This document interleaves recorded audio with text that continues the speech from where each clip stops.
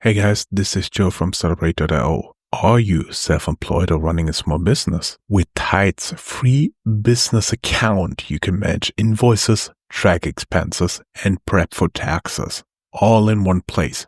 Plus, get 200 or 400 euros cash back, depending on your business type, when you sign up and spend. Use promo code Startupradio at tide.co/podcasts.de. Terms apply.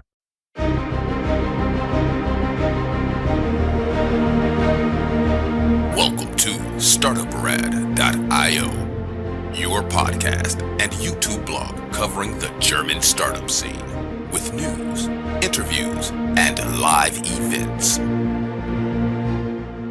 Hello and welcome everybody. This is Joe from Startuprad.io, your go-to startup podcast for startup founders, scale-up executives, and venture capital insiders.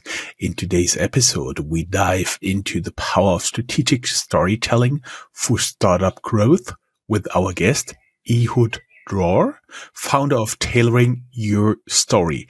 Ehud is a renowned startup pitch expert and narrative strategist who helps tech founders to turn complex ideas into founding-ready investor decks, go-to-market messages, and memorable keynote stories. With a track record of guiding some of Israel's most innovative startups, Ehud unpacks how clarity, belief, and emotional resonance can differentiate your brand, attract VC funding, and align your team. If you're a B2B SaaS founder, deep tech entrepreneur, or a growth stage executive preparing to pitch, this episode is packed with insights on using startup storytelling, pitch deck optimization, and strategic communication to win in competitive markets. We met at the EU Startup Summit in Malta, and now welcome, Dror. Welcome, Ehud. Sorry. Welcome, Ehud. Welcome to Startup Radio.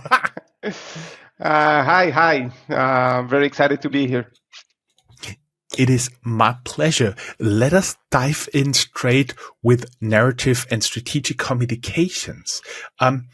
It's all about storytelling with you, but why is storytelling the most underutilized tool in startup growth? Ooh, wow. So I like how you dove into the pain point at the very first question. But I wouldn't be a storyteller if I didn't start with the sentence, let me tell you a story, right? So let me tell you a story. Most founders think storytelling is something you do at the end, when in fact it should shape everything from the start. Founders often invest in product, in tech, go to market, but forget what makes people believe. Storytelling isn't fluff. It's a strategy dressed as a narrative. It aligns your team, it earns investors' trust, and help customers understand what you do, and most importantly, why it matters. Most pitches I see are loaded with features and jargon. Most entrepreneurs use them to sound bright and trendy, and they think the big tech words make the difference. But who really understands what the algorithm or how the algorithm works, right?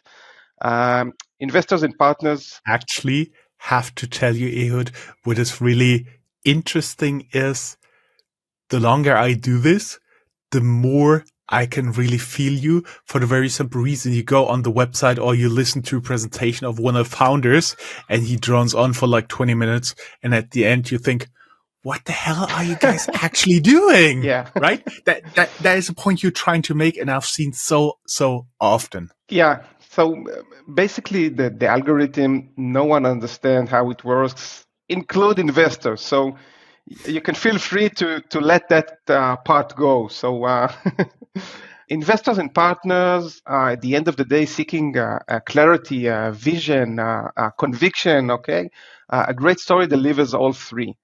Startups that know how to tell their story don't just raise money faster; they move faster, because once people believe in you, you're halfway there. Mm-hmm. When people believe in you, you're halfway there. That's a pretty good quote. So we already talked about startup narratives. What makes a startup narrative resonate with both the investor and the customer community? So that is a great question, but the simple answer would be that it doesn't. The, Okay, now you got some explaining to do. yeah. And the more complex answer would be that the best startup stories live at the intersection of vision and relevance. For investors, it's about scalability and belief. They want to know you're solving a real problem in a way that can grow. Customers, on the other hand, it's about empathy and clarity. They don't want to know you understand them, or they do want to know you understand them and can improve their lives. A resonant narrative bridges both by answering three questions. Why now? What urgency drives this? Why you? I mean, what makes this team and solution credible? And why should anyone care? So that's where the emotional hook lives. A good narrative knows how to speak to both and speak the language of opportunity to investors and value to customers. And it does it both without switching personalities. When you hit that sweet spot, your story doesn't just resonate, it compels action. You mentioned clarity and momentum. How do you build that in a pitch, especially a short one? Okay, so clarity and momentum are two rails every great story runs on. Clarity means stripping your message down to the one thing you want people to remember. It's not about dumping things down. It's about making complexity unavoidable. When I start working on a story, I always ask if your audience remembers only one sentence, what should it be? That's your signal. Everything else supports it. Then comes the momentum part, and that's where most pitches fall flat. Momentum is the feeling that things are already moving, and the only smart thing to do is to join the ride. A good example would be showing traction early, or use a quote, or a win, a number that proves motion. Structuring your pitch like a story arch.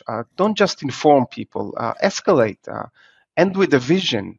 So people lean forward, not back. When you combine clarity with momentum, you don't just explain your idea, you drew people into it. People are looking for that hook, so give them something to aspire to. Mm-hmm.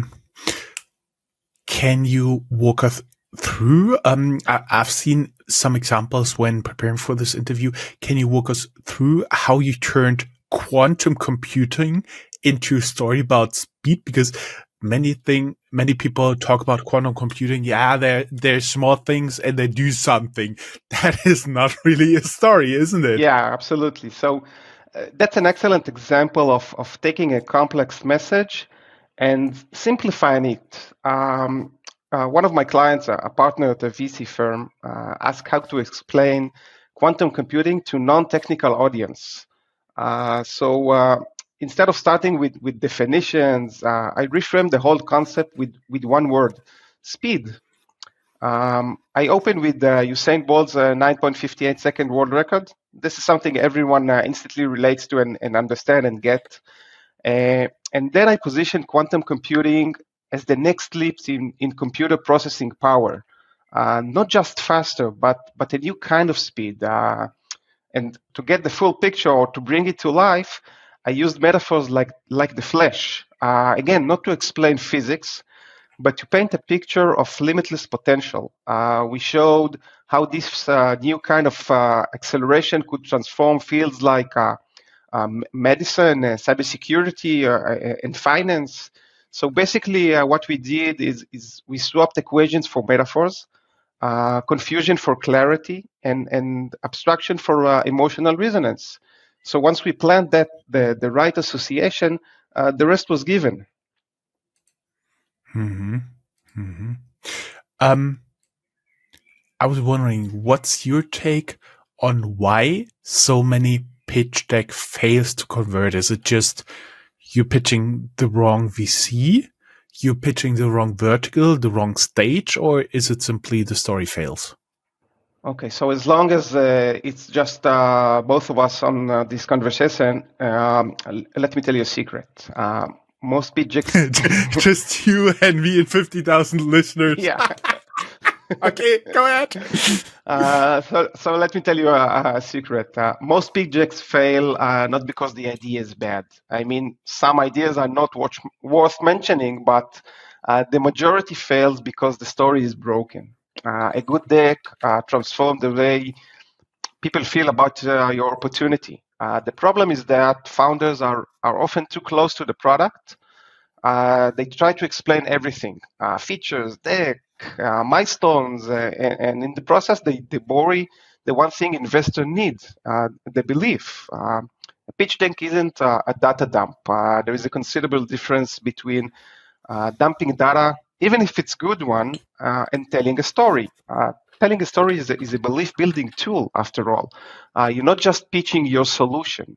Most of the time, what fails is decks are too long or too technical or too flat, lacking momentum or flow that resonates with the audience. Storylines that feel scattered, like a list, not a journey, and no emotional anchor, I mean, just logic. And most importantly, know why. Um, One of the most quoted TED Talks, Why, by Simon Sinek, discusses where great leadership and innovation begin.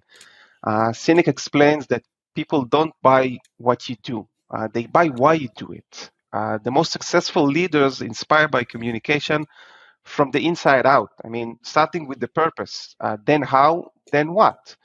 Show a clear signal from slide one. What are we solving and why now?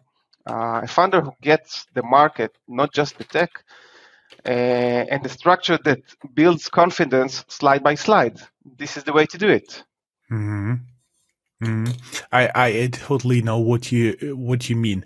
Let us get a little bit into fundraising and pitch coaching, because a lot of people out there, usually we start with our audience around with our coverage around Series A, but I do get the message that a lot of our audience is Series A, B, but mostly Series C founders. So therefore, that's actually a different level, because you have somebody who's working for you, you have coaches that work with you on that. But what do top performing investor presentations have in common? So I would like to address this matter from a broader range of stories, because we all have all kinds of stories supporting our day to day, whether it's marketing, sales, product, finance, IPO, internal stories, and so on. So I did some research and looked at the top 20 rated TED Talks and found some similarities between them. Um, First of all, they all use the platform to its maximum. You have a limited time to convey your message. First of all, clear ideas, narrative structure, visual simplicity, of course, authentic delivery, data supporting storytelling, and compelling conclusion.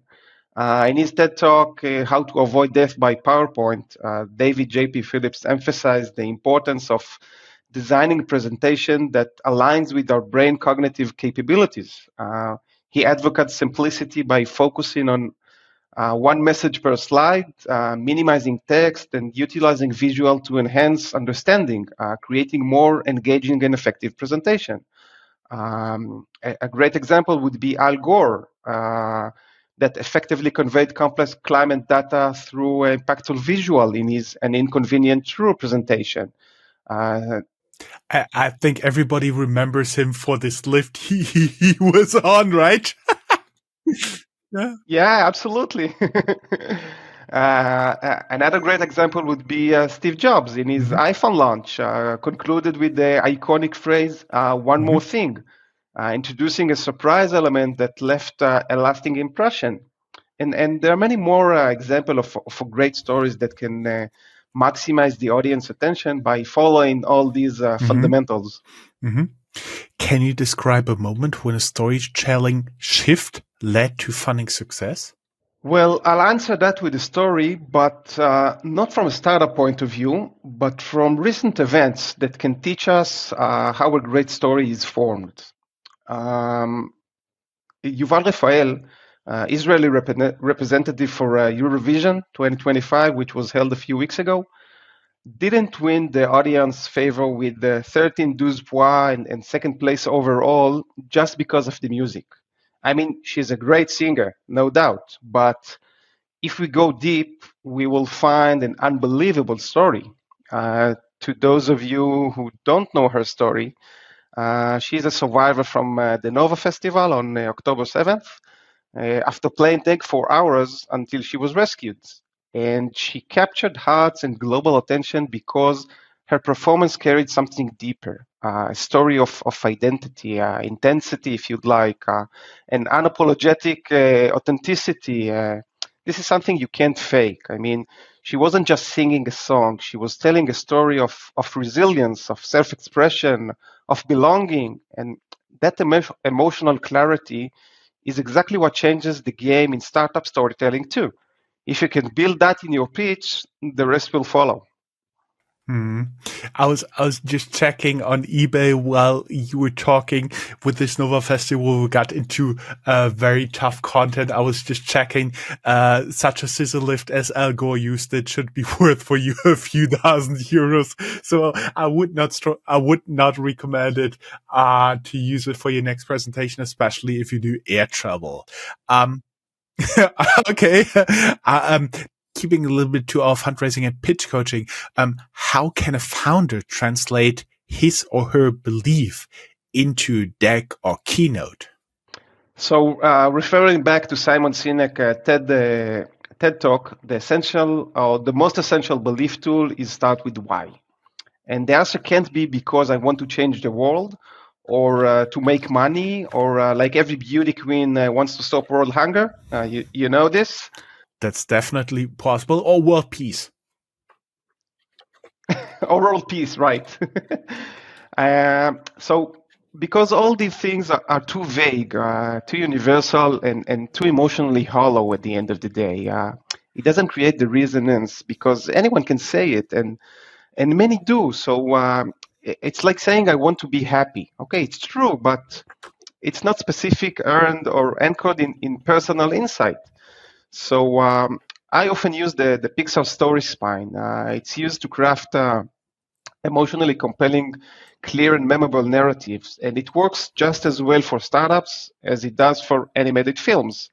So basically, what it means, you're not selling the idea, you're inviting belief through a narrative arch.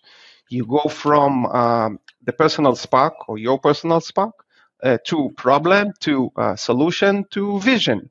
The audience isn't just informed, they emotionally involved. It has 6 steps for creating a story. So once upon a time, everyday problem, until one day, because of that, until finally, and ever since then. So now let's check this out, how it really works. So every story starts with once upon a time, Yes, right? yes. Yeah. Yeah. Uh huh. So describe what was broken in the world before you started. For example, once upon a time, small businesses were invisible online. Continue with everyday problem. Describe the frustrating status quo or the reality your audience relates to. Every day they spent hours creating content that Mm-hmm. no one saw. Okay, until one day, what was your spark? The insight, the frustration, or problem that made you act. Until one day we realized the problem wasn't effort; it was a strategy. And because of that, introduce your product or solution, but not as a pitch, but as a natural response. Because of that, we build a platform that uses AI to optimize every piece of content in real time. Because of that, you can show traction here, or momentum, or proof, emotional payoff. Because of that, our users double their reach in under a month. Until finally, describe the transformation, what success looked like with you in the picture. until finally small businesses had a voice that could compete with big brands. And ever since then, paint the future, your vision that you're building, invite the belief in. And ever since then, we've been on a mission to level the playing field for small creators anywhere. So that would be an example of using a well-known model and translated it into our needs. The mechanism stays the same, but and the story changes according to our goal. Hmm. Hmm. Exactly. So I was wondering, we are already getting into the next question because you have the same startup story for different goals. Once for the VCs, once for the customers, and once for the media. How do you do that? So one of the first questions we ask at the beginning of a project is who my target audience is. Think your story is like a diamond. It has the same shape, but different light or different angles catch different light. The core story or essence stay the same, but the emphasis shifts depending on who's listening. VCs are interested in considerable market insight, the size of the opportunity, the team unfair's advantage. They're looking for momentum and scalability, betting on growth, not just the idea. For example, we've identified a massive shift in the industry and are building the infrastructure to power it. Customers, on the other hand, are looking to see if you got them. Lead with the problem they face, use their language, their pain points, show empathy before features and benefits before specs. I mean, a good example would be, that frustrating moment when XYZ happens, we fix it, okay?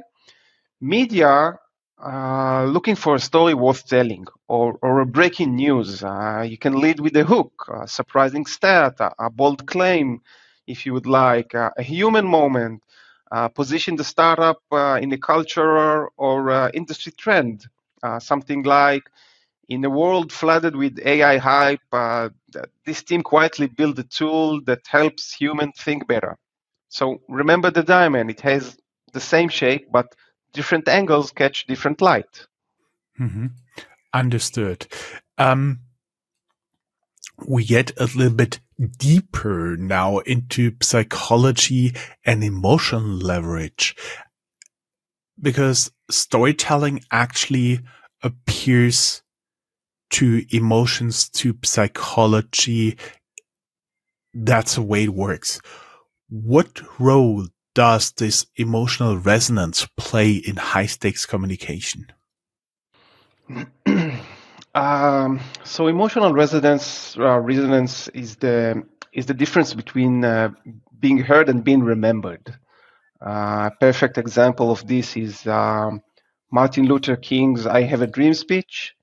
If he had stood on the steps of the Lincoln Memorial and presented statistics, we might have heard him, but we wouldn't have remembered him. So instead, he painted a vivid emotional picture. I have a dream that my four little children will one day, and so on and so on. So emotion is what moves people to act. It feels personal, it bypasses the doubt, and it's about being human after all. Take our day to day, for example. We are all surrounded by messages all day, at work, on our way to home, and with our loved ones. But ask yourself what you remember at the end of the day. I mean, what you honestly remember. And the answer would be close to nothing. But if you keep in mind that you're not just transferring information, whether it is for a pitch deck, a company story, or any other story you need to pass, you're transferring emotion, urgency, and trust after all. Then you would be on the right path of conveying a good message. I'll give you an example of a story I built for a construction company that wanted to sell its building project. Took the basic term of home. We took the basic term of home and then transformed it into something emotional by giving home a meaning. We did it by taking the phrase Mhm. home sweet home and said that the home is more than just four walls and a rooftop. Home is our memories, it's our dreams and hopes, it's our whole life. So once we created that emotion, a home went from four walls and a rooftop to something bigger that people can Mm-hmm. relate to. Mm-hmm. That makes sense. What is the best way for founders to tell vulnerable but also authentic stories without losing any trust? So we'll start with the bottom line here. Vulnerability builds trust as long as it serves the story and not the founder's ego. People don't lose trust when you're vulnerable. They lose trust when you pretend everything is perfect. Share the challenge, but not the chaos. I mean, tell us what was hard, but show us how you overcome it. A good example would be something like we almost gave up after the product failed, but what we learned reshaped everything. I mean, frame failure as fuel. When asked about his success, Michael Jordan said, I succeeded because I failed. Vulnerability becomes strength when it leads to insight, action, or growth. Well, you're not saying we messed up. You're saying we got smarter faster. Balance the emotion with clarity. Show heart, but stay grounded after all. Investors and teams need to feel both your humanity and your leadership. Make it relevant, of course. If you're telling a vulnerable story, it should support your core message and not the other way around. Mm-hmm. In strategic messaging, there's always talks about signal and noise. How do you approach that? And can you tell us a little bit about what is signal, what is noise? Because I personally, I run Startuprad.io mostly by myself with some assistance, and I get up to 100 emails a day. No kidding, you guys.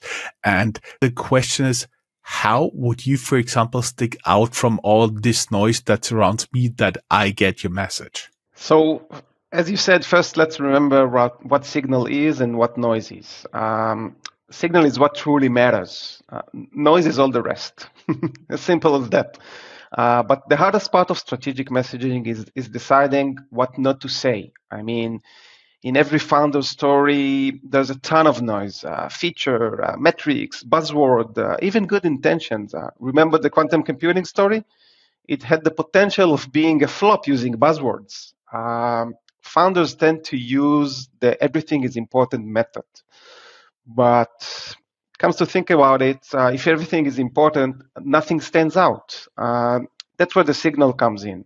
Signal is the one thing that must land, the sharp truth you want people to remember when the meeting ends. What sets you apart?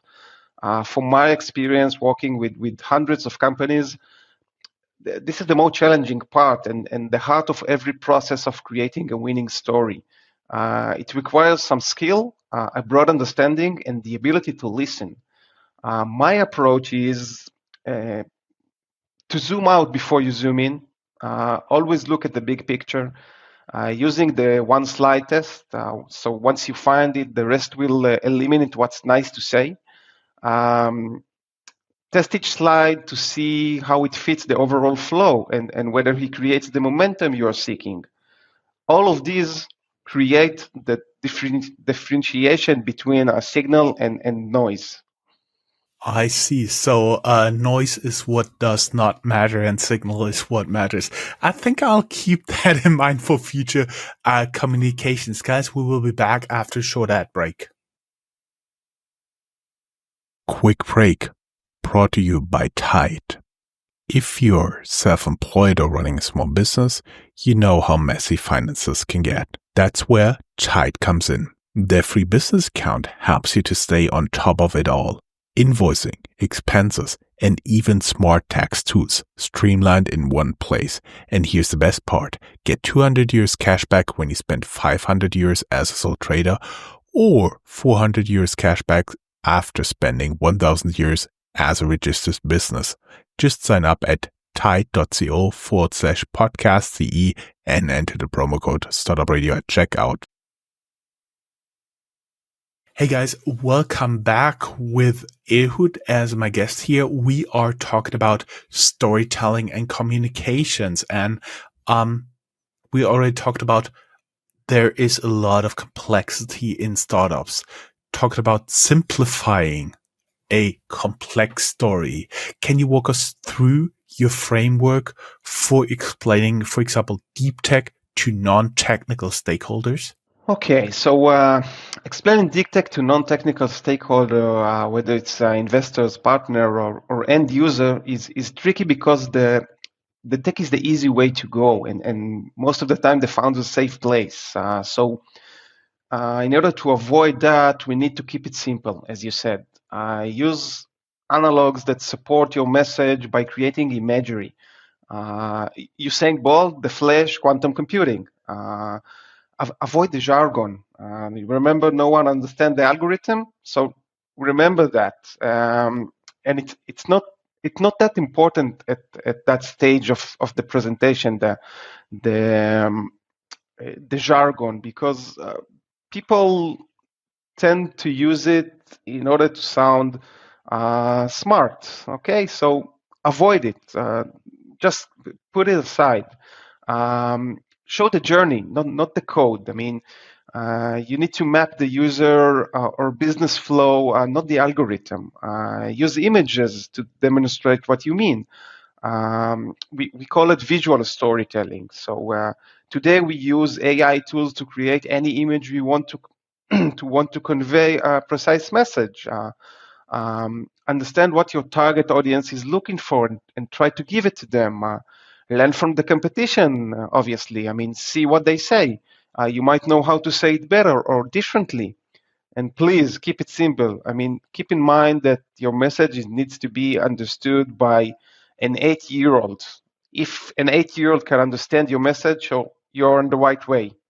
That reminds me of one of my first bosses who is actually listening to this podcast, and he told me if you write a presentation on capital markets in consulting, make sure your grandmother would understand it. And I do believe that that's something that could really stick to you. We just talked about jargon. How can founders avoid falling into steadily talking in jargon, but still preserve credibility within the respective sub scene, for example, in deep tech, fintech, and so on and so forth? So I think we already covered that, but jargon pushes people away versus clarity that invites them in.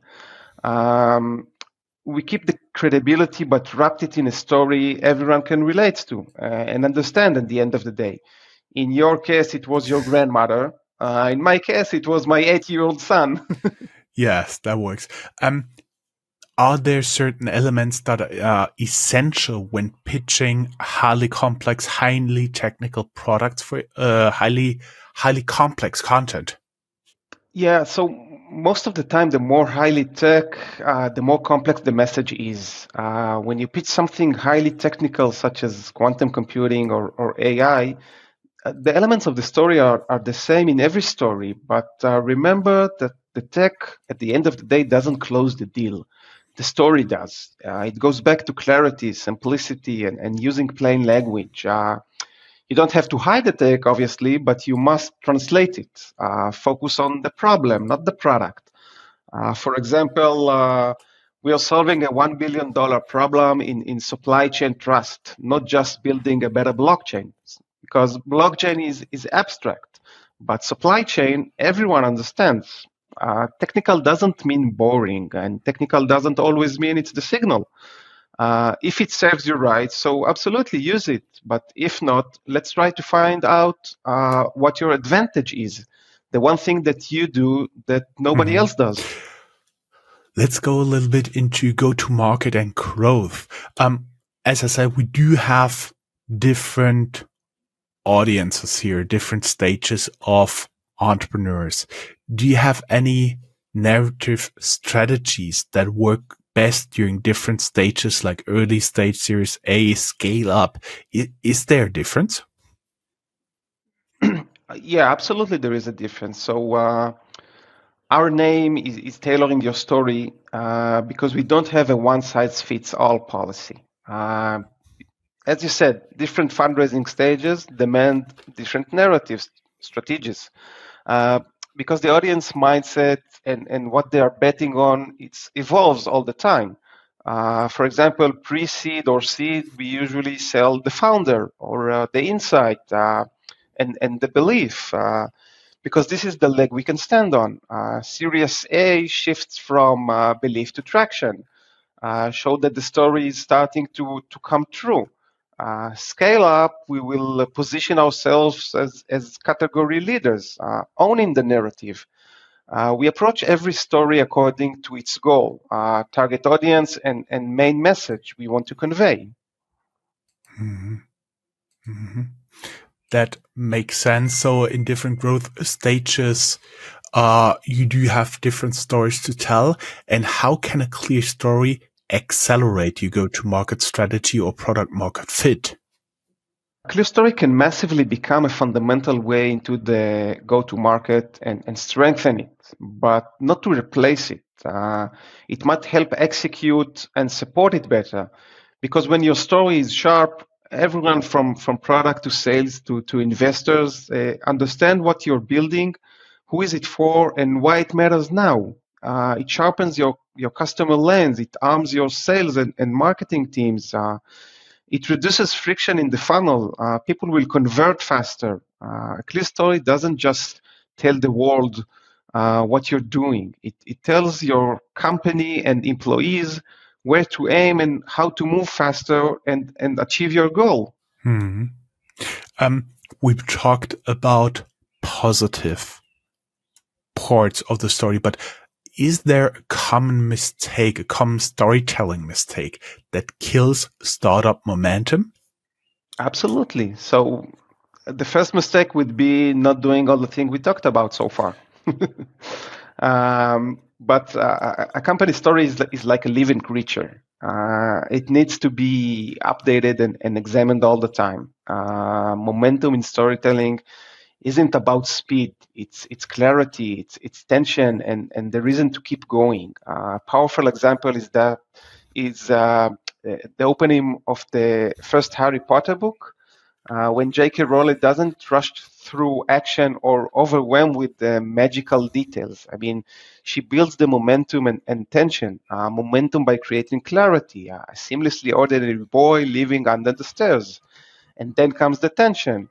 Strange things are happening. Letters keep arriving, and no one will explain why. And the most important thing is a reason to keep going. Who is Harry? Why is he different? Readers are pulled forward not by speed, but by emotional investment and unanswered questions. That's storytelling momentum. I mean, not how fast the plot moves, but how deeply it makes you need to know what happens next. I see. That's interesting. From Harry Potter, I always have in mind, like when they go out, when they avoid all the letters, when they go out and have like all the trees, the building surrounding, covered in owls. That's what I have in Yeah. mind. Going a Yeah. little bit into the last few questions because I'm bombarding you with questions for almost 40 minutes now. Talk a little bit about differentiation and competition. Sometimes it feels like you're swimming in an ocean of startups. How does a narrative help to shape your positioning? Okay, so narrative is positioning with the heartbeat. Positioning tells me where you are, but the narrative tells me why I should Mm-hmm. care. It gives investors something to bet on. It gives customers something to believe in, and it gives your team a reason to show up with fire every day. For example, you're not just a fintech tool. You're restoring financial dignity, or you're not just a cybersecurity platform. You're defending the edge of digital trust, or you're not just optimizing workflows. You're reclaiming hours of human focus. Once you set the narrative, it should guide you through the whole story. You're doing good. And we do have the last question ahead of us. Still differentiation and competition. How can storytelling help founders to defend either against copycats or even larger competitors? So this question reminds me of the times we're experiencing in this era of AI. The one thing AI can't replace yet is our emotions and intuition. In a world where anyone can copy your product, your story and strategy becomes your strongest defense, because feature can be cloned, but trust and emotional connection, those take time to build, and are almost impossible to steal once you build them right. You can be a shoe company, but you can't just do it like Nike. Or you can manufacture computers and phones, but you can't think different like Apple. So a good story anchors your uniqueness, and it shifts the conversation from features to value. For the close, I was wondering, we are just on the onset of the age of AI. What would be your boldest prediction about how storytelling will change startup fundraising by, let's say, 2030? Wow, that's um, well, when it comes down to it, storytelling isn't a trend. I mean, it has been a core human communication technique since prehistoric times, if you'd like. It's one of the oldest tool we have used long before written language to pass down knowledge or culture or survival skills. People tend to remember stories from childhood, like Hansel and Gretel or Cinderella, for example. Um, Today, AI can make you a good pitch deck, but good as it is, it's not good enough anymore because everyone is good and uses the same AI. Storytelling will take you from good to excellent, from 9 to 10. It will always be the difference between. Uh, Actually, it will always be the difference and turning point between success and failure. In the future, I think storytelling won't just support the fundraising process, it will be the fundraising process. So while the tools have changed from caves to slides or from Firelight to Spotlight, the strategy remains the same. All you have to do is choose the right storyteller to walk you through this process. So that means if you do have a story that appeals to human, it's always possible to get an AI to help you with refining, with adapting it. But it's almost impossible for an AI right now to come up with such a story. Yeah, AI still can't put the emphasis on emotion and intuition. This is something that us human still have in opposed to AI. So uh, as long as we keep that ability, we will be good. I see. Ehud, it was a pleasure having you as guest here on Startuprad.io. Thank you very much. It was my pleasure.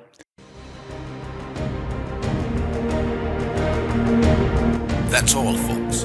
Find more news, streams, events, and interviews at www.startuprad.io. Remember, sharing is caring.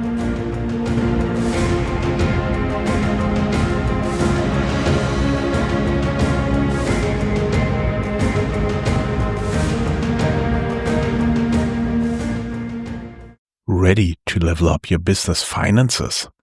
Open a free business account with Tide and get up to 400 euros cash back after qualifying spend. Go to tide.co/podcasts.de and sign up using promo code Startup Radio. Don't wait. Start saving time and money today.